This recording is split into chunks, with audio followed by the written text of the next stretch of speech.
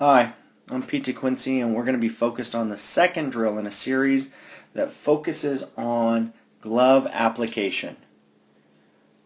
As a trainer, the reminder of the end result that we're going for is if your lifeguards were to arrive on scene, we would want to make sure that glove application does not interfere or delay in the delivery of patient care. Since this is the second drill in the series, our lifeguards have already become proficient at putting their gloves on, gloves being in hand. This second drill focuses on developing the skills of pulling the gloves from the hip pack and then placing the gloves on. What we're going to do is we're going to watch this drill and come back and do a breakdown of the drill for the benefit of those new lifeguard instructors and in-service trainers. Here we go. Alright, so this is what we're going to do. I need you to open up your fanny pack, pull out your gloves and put them on. You're going to have 15 seconds left for this one, alright? Once you're done, put your hands in the air to show us. Are we ready? Yes, sir. Go! 1, 2, 3, 4, 5. We're already at 6, 7, 8, 9, 10, 11, 12, 13, 14, 15. That's a pass. Woo! Very nice. Very nice. Good. All right. So let's go ahead and take a look at the drill and see what works and what can be improved upon. So we've kind of laid out the same configuration from the first one. The lifeguards are facing me so I can visually look at their skills as they're doing them, and it gives me a better idea of their pace. Time-wise, I've given them a time of 15 seconds to complete this drill.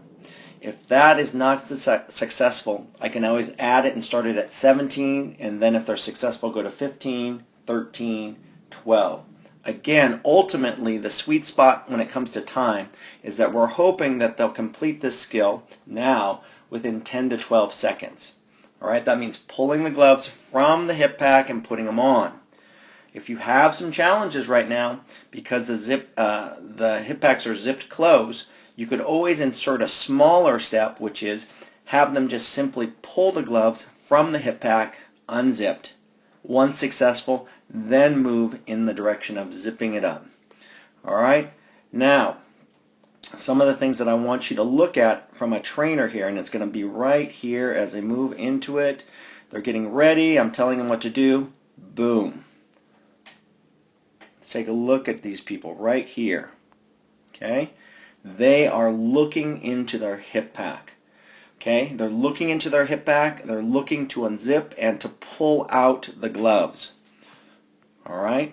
Ultimately, as a trainer, what we would strive for is that your lifeguards have the ability to pull the gloves out without being visually committed to knowing where the gloves are. So it's all through tactile feel and developing of that proficiency. Hey, the gloves are here on my side. I know how to unzip it without looking. I know how to pull the gloves out without looking and put the gloves on. Ultimately, that's what we're going for. Okay? And as we keep looking here, this is the other thing that I'd like you to see in regards to their hip packs. Hold. So let's look at hip pack here, hip pack there, hip pack here, hip pack all the way on the ground, hip pack here, hip pack kind of in the front. Now, before we do this drill, I'd like you to watch your lifeguards and observe where they carry their hip pack. Do they carry it naturally in the front, on the side of their person, or on the behind, or is their hip pack up in the chair? That's going to really affect how you do this drill. Specifically for this exercise here, they all have it on their side. There's a big no-no with the one down here on the ground. Again, we want to provide good feedback to train our staff. Yeah, that's great that you got the gloves on, but you got to keep your hip pack on. So keep that in mind. All right? Again, what you see some blowing in, which is good. That's what we want to see. They're working together in regards of staying focused. I'd be concerned, again, if visually they're committing their eyesight to their gloves a little too much. Okay? Ultimately, again, the time frame would be 10 to 12 seconds. without visually committing your eyes to watching how you unzip, how you find the gloves, and then put the gloves on. If they can do that without committing their visual to it, that would be ideal. And that's what we're going for. Okay? That's all I've got here. Again, this looks pretty good. They're making it happen. They're getting the gloves up. The progression from here that I would want to do, again, like I said, is we could go into the idea of not looking and them unzipping and pulling the gloves out and putting them on.